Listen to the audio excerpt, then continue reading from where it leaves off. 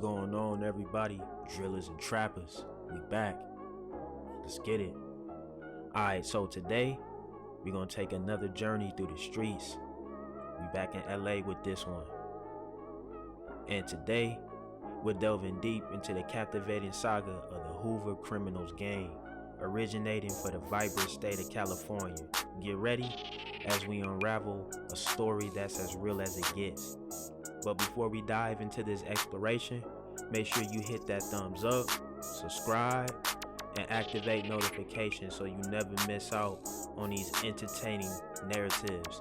Alright, so let's get it. Let's jump right into it. So our story takes place in the late 1960s in the heart of Los Angeles. Three visionary founders, Raymond Big Ray Washington, Larry Big Loaf Hoover, and Bobby Lil Bobby Lawrence, united, and they etched their legacy in the streets of South LA. Now Big Ray, he was the strategist. Big Lo, he was looked at as the enforcer, and Lil Bobby, he was the street savvy tactician. These three pillars laid the foundation for the Hoover Criminals, centered around the infamous 107 Hoover Avenue. Their narrative unfolds through loyalty, shrewdness, and unwavering determination. Crips, when all we do is kill Crips. That's why we turned criminals. That's why we turned criminals and started wearing oars. Whatever happens when I walk off this house, I know my enemy could be coming to get me. But I wouldn't give a fuck, because I got my heat, so if anything happened, I'm gonna shoot this nigga. You know what I'm saying? The sick thinking that I used to think when I was younger. Your enemies, they gonna always find you. No matter what's gonna happen, they gonna always see you. Wherever you go, they gonna find a way to get at you. The niggas, I hate to say this, shouting like they knew Raymond Washington took you. They didn't know him? They didn't know him. They didn't know him. Because first of all, if you was a buster, you couldn't even come in the circle with them niggas. They could smell a buster a mile away. They could spot him? See, but what I might consider a buster, might not consider as a buster. They might, man, what you got this buster ass nigga over here for? Yeah. You understand what I'm saying? Them dudes, and this the cold part about Raymond, man, it took you, Mac Thomas, man, insulted him. To them, they didn't want other certain people to gang bang. You had to have a certain credentials. They wanted to see certain credentials in you, criterias. Everybody wasn't meant to be a Crip. Everybody wasn't meant to be a Damu. The Hoover Criminals gang, aka the ACG, originated as an African-American street gang located on the west side of South Los Angeles, California.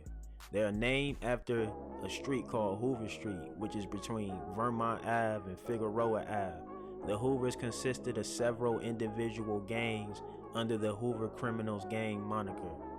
They're known to sport Houston Astros hats, for the H obviously symbolizing Hoover. And yeah, they started off as Crips, but they branched off and they gained their own identity. So they don't even call themselves Crips, they call themselves Hoover Criminals. And the majority of them, shit, damn near all of them, they rock orange.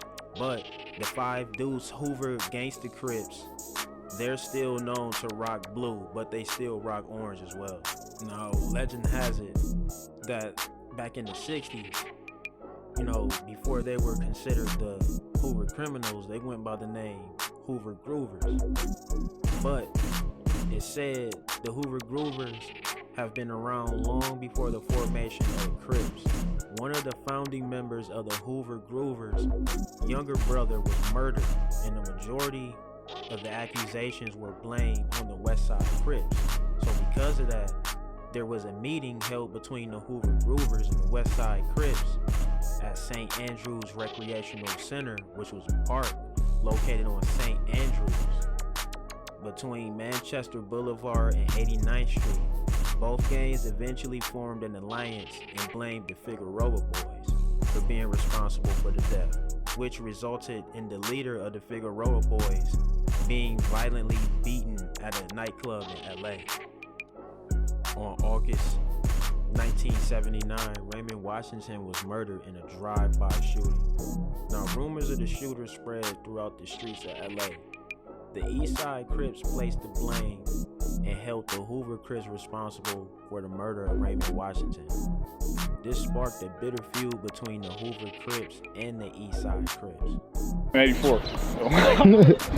Over what though? Some kid shit? Kids shit, like real kids. We was young as a motherfucker. Yeah, we was A4 riders. They don't know him. We was A4 riders. They was on 81st. They was THBs. We used to beef with each other. But now we all is one type deal. 81st and 84th has always been tension. But we all H.A. Hoover though. That's cool that it never really led to nothing serious, nothing split up like that. I ain't gonna lie, one time it almost got serious. We was from A4 riders. My boy, I don't even know where he at. I don't know where he at right now. But my boy's name Armani. We was all from A4 riders. He was coming from school one day. THBs jumped him. He went to his family members and got a strap, a deuce. He came back like, man, THB's jumping, woo-woo-wop. So we, niggas I hang with right now today, we was about to go bust on them. We walking through the alleys, woo-woo-wop, trying to go find them niggas. We couldn't find nobody. We came back up over here and got caught with the gun. These niggas packed my boy out. We was about to go back and get to shooting at the niggas. How did that shit get worked out? Older homies, because we from A4 Riders. They was like more tied into Hoover because they was called THB, Tiny Hoover Boys. So they was more tied into Hoover than us. And we used to whack they shit out. These niggas got the tripping. Our older homies, my cousins, uncles, all that, they tripping like, nigga, y'all whacking out the H, nigga. Y'all little niggas gonna get put on Hoover. We was small cliques in the Hoover hood. But as the streets dictate, the path wasn't without challenges. The Hoover Criminals found themselves entangled in fierce rivalries. None more notorious than their clash with the rolling 60s neighborhood Crips, a rivalry forged in the crucible of turf wars, transforming streets into battlefields. By the way, nobody hangs out right here, bro. On gang, but I'm gonna be here for you today, bro. Make a video, bro. Look. It wasn't him. Oh, it wasn't you, your brother, that nigga from Main Street, come in here and make a video, bro. He's supposed to get up on, cuz you got blowers back there, cuz. Made a video and stuff here. Look, cuz was like this Main Street crib, and I'm from over, bro. We don't do none of that over here, bro. Yeah, nigga, we sliding all through the toes funny. Yeah, homie, nigga. First through 1200. Alright, looking for 1200 snails, clocks, and all that. Niggas come over here wearing all red and all that on the dead homies, nigga. Through the street, nigga. And we got that on the dead.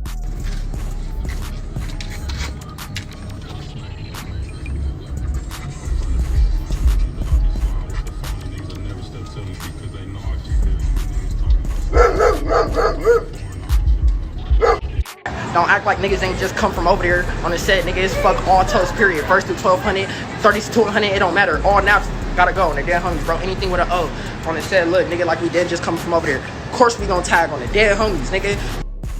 Exchange of gunfire, drive-by shootings, and a relentless cycle of tit-for-tat violence intensified the hostility. While the rolling 60s exerted unyielding pressure, the Hoover Criminals stood firm, etching their name in gang history.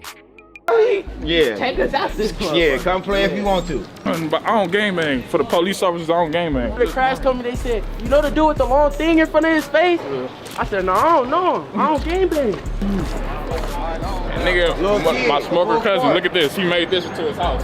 He up in there right now. Nasty! Nasty! Nasty bugs. 3rd Street 80. What that plant? That's the set.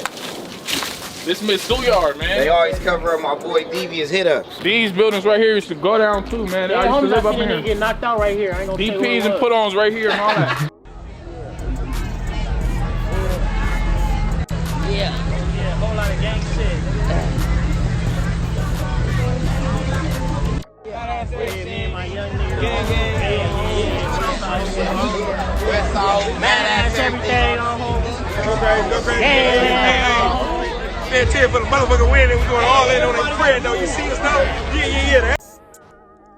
By the 1980s, during the crack epidemic in the south central region of Los Angeles, the Hoover Gangster Crips became one of the most notorious street gangs that participated in the drug world. And that was solely because of Ricky Freeway Ross, who was a drug lord, and he was also affiliated with the Hoover Crips.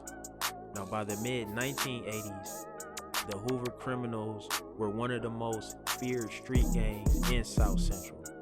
Their brutal reputation for gun violence made them one of the first suspects to be blamed for gang-related shootings. By the late 1980s, the Hoover Criminals were engaged in bitter rivalries with several Crips. Alright, so let's jump into the 90s. The 1995 Hoover Street Massacre stands as a grim reminder. A car pulled up, bullets rained upon the crowd congregated on the block. The aftermath was chilling, lives were lost. Law enforcement launched an exhaustive pursuit of justice. The investigation gripped the community, culminating in arrests and trials that sent shockwaves through the streets. This massacre serves as an incredible testament to the stark reality of these unforgiving streets. By the 1990s, the Hoovers, most Hispanic gangs in South Los Angeles' only ally are the Mexican Mafia. Their decision to wage an all-out war against other surrounding Bloods and Crips as well as Hispanic gangs severed alliances with many of their former allies. Westside Hoover, fuck y'all talking about what's a 107? The fuck is a clock? The fuck is a ugly? I'm front line orange and y'all second. Nigga, fuck started 100. Westside Hoover, nigga. Dead homies. Fuck Nap, Westside Hoover. Fuck is ugliest nigga on Hoover. Show everything. On Hoover, we out here. Fuck strolling hundreds, nigga. Y'all go past. Go ahead. Direct the track and the strolling hundreds. Hey, OG, you seen the 9-0 niggas? You seen them the 9-0s? Have you seen the 9-0s lately? No? Damn, where they been at? They been in the back? Oh, I'm God tap. When you see them tap on anybody though, man. Where they don't be though, man. Jesse Owens Recreation Center, man. Come outside, guys. Treyway. Fuck my life, punk ass nap nigga. Dead homies. Fuck naps, nigga. Fuck sissies. Bitch ass nigga.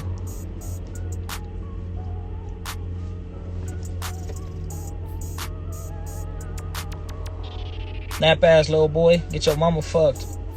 Dead homies, nigga. I'll be your stepdad, nigga. I'll be your Melvin in your life, bitch ass nigga. The only allies that the Hoover Criminals used to have were the Main Street Mafia Crips. But in 2009, that alliance ended on bad terms at a house party thrown by the Main Streets, who invited the Hoover Criminals. Now, allegedly, the Hoover Criminals and the Main Street Crips got into a confrontation followed by gunfire. Let me see. Main Street, I think these the Hoovers. Head home. Main Street, I think these the Hoovers. Head home. I'm out the park. Watch this. Got it 3, nigga. Nigga wanna follow me. Dead homies. Watch this. Nigga wanna follow me. Watch this. On the hood. I'm about to pull over for a nigga. Dead homies, boys. Stop playing with me, nigga. Stop playing with me, cat. On the dead homies, stop playing with me, cuz. You don't know my boy? Nigga, I'm gonna wait on it. On the dead homies, I'ma wait on it. Nigga gonna get served, nigga, on the hood. 32 of me. Nigga gonna get served, nigga. August 16, 2009, Daquan Allen, also known as 4-Star, was a member of the 94 Hoovers. He was walking from a shopping mall from the Broadway swap meet on 87th Place in Broadway. Allen was wearing an orange bandana when he was approached by Christopher Thomas, a member of the Main Street Mafia Crips. Thomas asked Allen, "Where you from?" Allen replied, 94 Hoover Criminal Gang, and was shot moments later by Thomas. Allen died shortly after the shooting. He was only 13 years of age. Thomas was sentenced to 50 years to life in state prison. The sentence consisted of 25 years to life for murder, plus 25 years to life for the use of a firearm. On August 25th, 2009, a gunman walked into the heart of the Main Street Mafia Crips neighborhood on Main Street itself and opened fire, shooting Drayvon James, who was 29, and Robert Nelson, who was 16. Both of the victims died from multiple gunshot wounds. Police believe the Hoover criminals were responsible for the killings. It was up close and personal. These niggas is really with this shit. They've been at war for years. The Hoover Criminals gang have been at war with the Raymond Avenue Crips, East Coast Crips, Neighborhood Crips, Rolling O's, Rolling Hundreds, and more recently the Main Street Mafia Crips. The 112 Hoover criminal gang feud with the Denver Lane Bloods has resulted in a portion of the 112 Hoovers neighborhood being overran by the Denver Lane Bloods. The 90s, ABK, BK, CK, OK mentality and brutal nature have amounted to countless casualties of gang-related shootings due to their consistent feud with rival gangs. This is the most dangerous area in LA to live in and raise a family. That's fucked up, yo. Once more, they said this is the most dangerous area in Los Angeles to live in and raise a family. A hell of a statement. They are also involved in a deadly feud with the South Los 13 and Serrano gang that turned racist. You tripping, nigga? Y'all niggas tripping or what, nigga?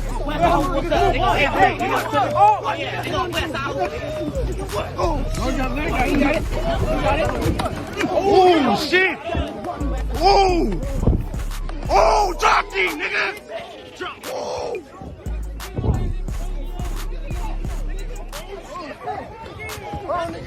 Get on that!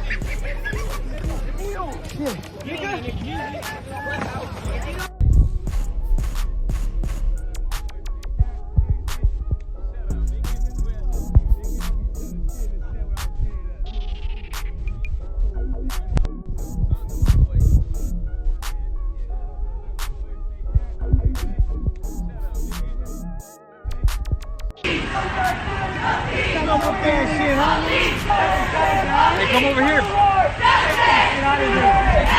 Get over here.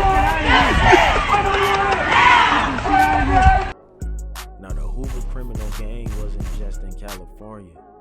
They also had sets in Seattle, Washington, Houston, Texas, Portland, Oregon, and Oklahoma City.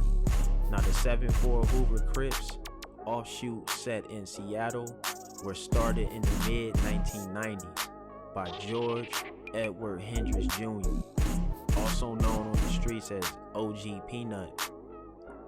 They are one of the largest Hoover sets outside of Los Angeles, with membership around 200 to 250 active members. In 2006, OG Peanut was killed in a violent shootout in Seattle outside of a restaurant.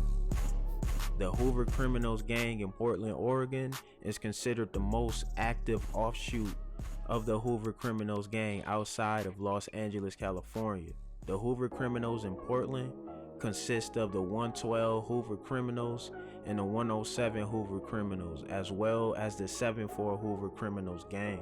The Hoover gang has been in Portland for decades, but we wanted to know, who are these people, how they've been affecting our community throughout the years. Our Valina Jones is digging deeper now into that, and she joins us live. What are you learning tonight, Valina? Jennifer and Jeff, this gang has a long and dangerous history throughout the state, dating back to attempted murder back in the 80s. Now, while there is still a long way to go, both federal and state officials say they're working to get all gangs off of our streets. Today, we're making the community safer. The state's mission, taking down the Hoover gang one member at a time. This indictment lays out 3 identified murders, 7 attempted murders, multiple gun seizures, and the trafficking of methamphetamine, heroin, and cocaine. The Hoovers, born in Los Angeles, have ties throughout the West Coast, some members calling Portland home since the 80s. The U.S. State Attorney announcing 3 of those gang members are now facing federal racketeering and murder charges. They pride themselves on being everybody killers.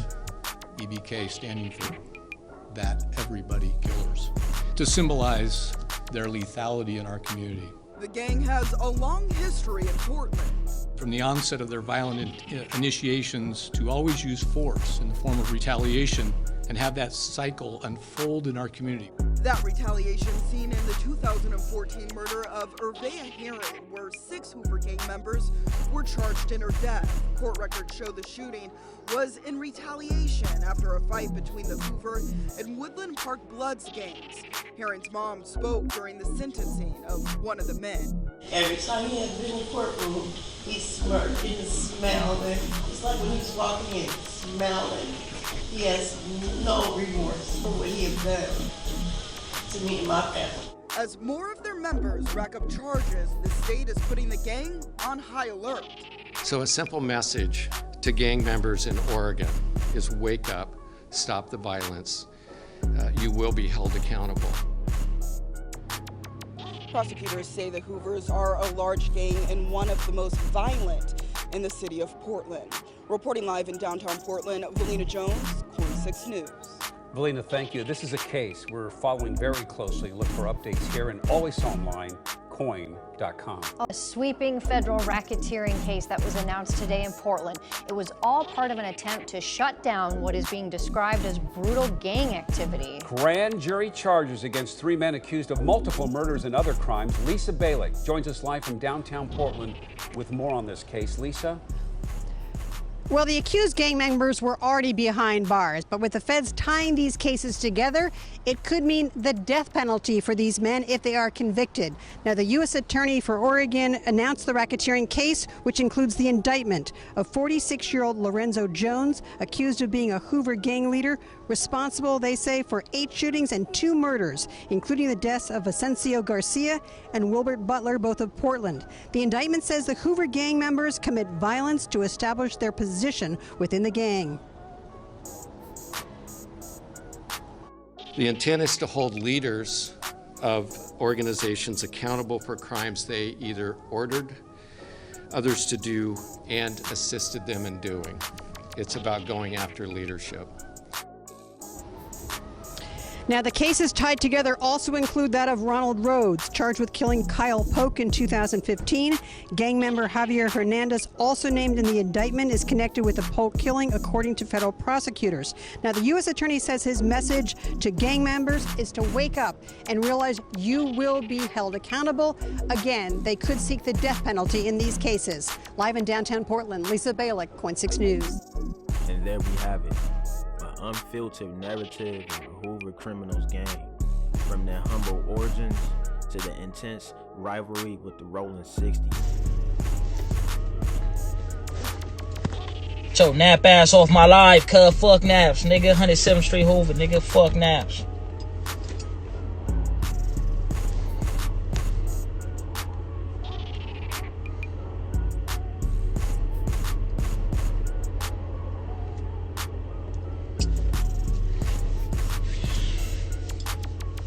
Grabbing fire, use a bitch fire. Use a bitch fire. Shut up, bitch. Shut up, bitch. Shut up, bitch. Dead homie. Shut up. These stories peel back the layers of street culture and the sacrifices paid in pursuit of that life. Whether you're intrigued by the hidden world or seeking broader understanding, these stories provide a window into a reality far removed from many.